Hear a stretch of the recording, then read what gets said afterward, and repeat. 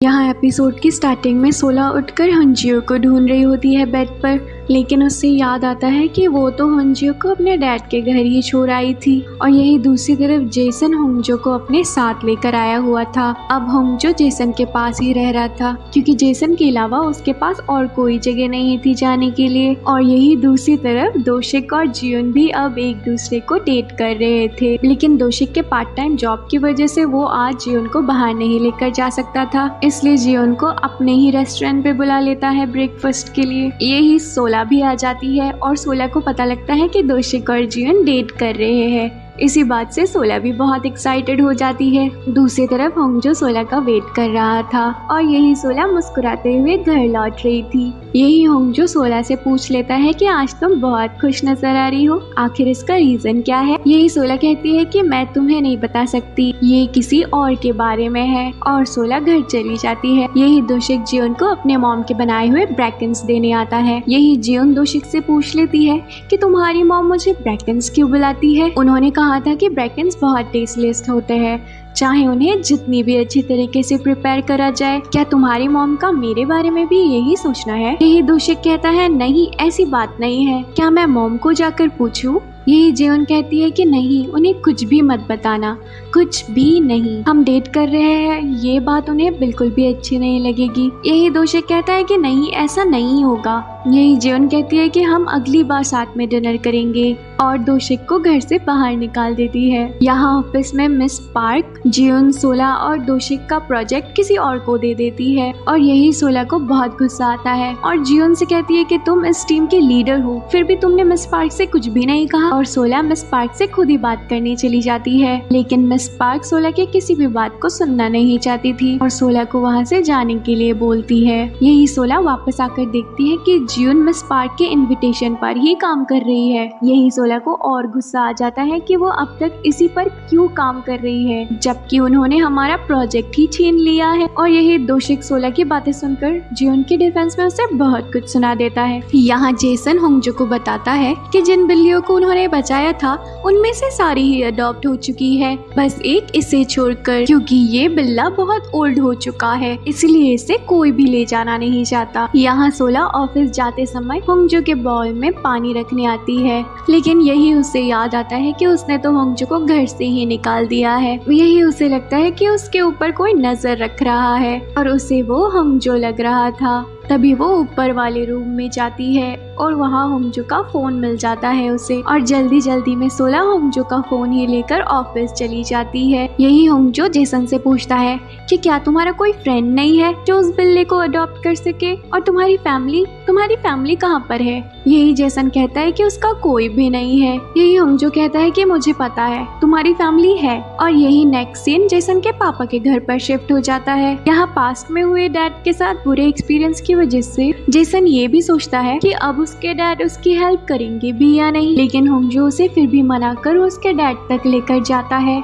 यहाँ एक कैट की वजह से ही सही, लेकिन जेसन और उसके डैड के बीच की मिसअंडरस्टैंडिंग दूर हो गई थी, क्योंकि अब तक दोनों ही एक दूसरे को गलत समझ रहे थे और ये सिर्फ और सिर्फ होंगजो की वजह से हुआ था। अगर वो जबरदस्ती जेसन को वहाँ नहीं लेकर जाता तो शायद ये मिसअंडरस्टैंडिंग कभी भी दूर नहीं होती। यहाँ होंगजो के जागने का लिमिटेशन दिन ब दिन कम होता जा रहा था। अब वो जान गया था कि इस सिचुएशन से अब और कॉफी हेल्प नहीं कर सकती। यही सोला ऑफिस से घर लौट रही थी। यही होंगजो उसे वेलकम करता है और यही सोला से पूछता है कि क्या तुम आजकल ठीक से खा पी नहीं रही हो, तुम इतनी कमजोर क्यों लग रही हो, सब ठीक तो है ना? यहाँ सोला बताती है कि हाँ सब ठीक है, बस थोड़ा थक गई हूँ, और ये कहकर वो घर चली जाती है। यहाँ सोला के सो जाने के बाद होंगजो उसकी तबीयत चेक करने आता है, कहीं सोला को बुखार तो नहीं है, लेकिन यहाँ सोला को बुखार नहीं होता, बस उसके हाथ ठंडे होते हैं। तभी होंगजो एक बोतल में गर्म पानी भरकर सोला के पास रख देता है, लेकिन सोला के हाथ यहाँ गर्म ही नहीं हो रहे थे। यही होंगजो कहता है कि पिछली बार तो इसके हाथ गर्म ही थे। और यहाँ सोला को भी याद आता है कि उस दिन कैसे होंगजो उसका सारी रात ख्याल रख रहा था। यहाँ सोला कहती है कि मेरे जाने बगैर तुम मुझ पे नजर रख रहे थे, मेरा पीछा कर रहे थे, आखिर ऐसा क्यों किया तुमने। यही होंजो बताता है कि तुम अकेली पड़ गई थी, इसीलिए तुम हमेशा दूसरों का ध्यान रखती हो, लेकिन तुम्हें अपनी कोई परवाह नहीं होती। उस दिन भी तुम्हारी खुद की तबीयत खराब होते हुए भी तुम्हें मेरी परवाह थी। यही सोला पूछती है कि तुम मेरी वजह से ही क्यों इंसान में कन्वर्ट हो जाते हो।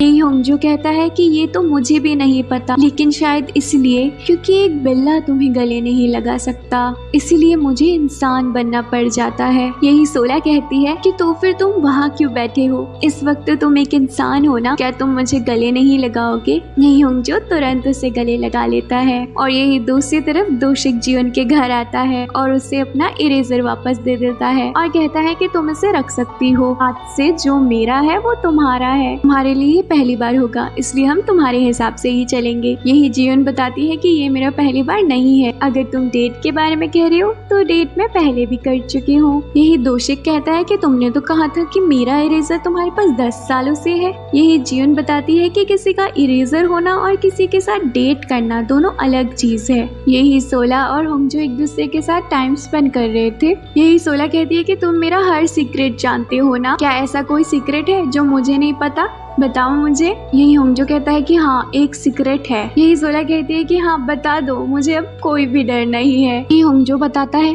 कि मैं एक कैट हूँ और मैं तुमसे पहले ही मर जाऊंगा, क्योंकि कैट की जिंदगी इंसानों से छोटी होती है। यही सोला पूछती है कि तुम्हारी जिंदगी एक कैट जितनी ही लंबी होगी, लेकिन तुम तो इंसान बन सकते हो ना फिर भी। यही होंजो बताता है पिछले साल जब हम मिले थे याद है तुम्हें, एक साल में मैं कितना बड़ा हो गया हूँ, तो आने वाले कुछ साल में मैं कैसा दिखूंगा, और एक दिन ऐसा आएगा जब मैं तुम्हें छोड़ के चला जाऊंगा। यही सोला कहती है कि नहीं नहीं, जो कुछ होने वाला है उसकी बातें क्यों करें, हम अलग होने की बातें क्यों करनी है। यही होंजो कहता है कि मैं तुम्हारे साथ रहूंगा, भले ही मुझे पता है कि आगे जाकर क्या होने वाला है, मुझे इस बात की कोई भी परवाह नहीं है, मैं सिर्फ तुम्हारे लिए जीना चाहता हूँ जब तक मौत ना आ जाए। ये मेरी चॉइस है, तुम्हारा चॉइस तुम पर है। और यही सोला कहती है कि तुम मुझसे वही कह रहे हो जो मैंने तुमसे कहा था। और यही नेक्स्ट मॉर्निंग सोला को ऑफिस जाते ही एक गुड न्यूज मिल जाता है कि उनका प्रोजेक्ट उनको वापस मिल गया है। और यही मिस पार्क आकर तीनों को मीटिंग के लिए नीचे बुलाती है और यही जियोन अपना बनाया हुआ कार्ड मिस पार्क को देती है। और यही मिस पार्क कार्ड के बदले जियोन को लंच या ड्रिंक का ऑफर करती है।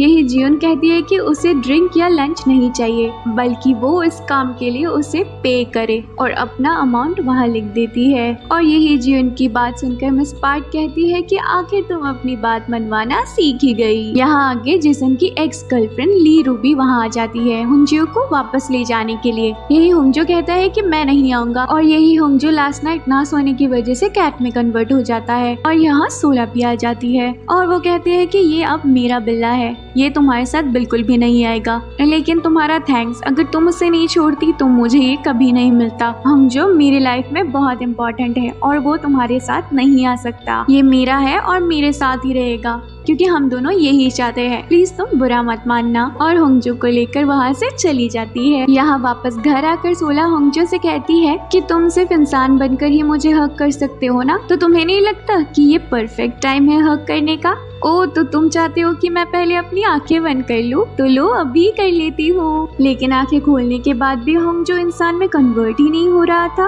और होंजो से पूछती है कि आखिर तुम बदल क्यों नहीं रहे हो, कहीं ऐसा तो नहीं कि तुम बदल नहीं सकते। और सोच में पड़ जाती है और यहीं पे ये एपिसोड एंड हो जाता है। हाय गाइस, आप लोगों को ये एपिसोड कैसी लगी कमेंट करके जरूर बताना और सब्सक्राइब वाले बटन को दबाना बिल्कुल भी मत भूलना। तो मिलते हैं नेक्स्ट एपिसोड में, तब तक के लिए take care and bye bye.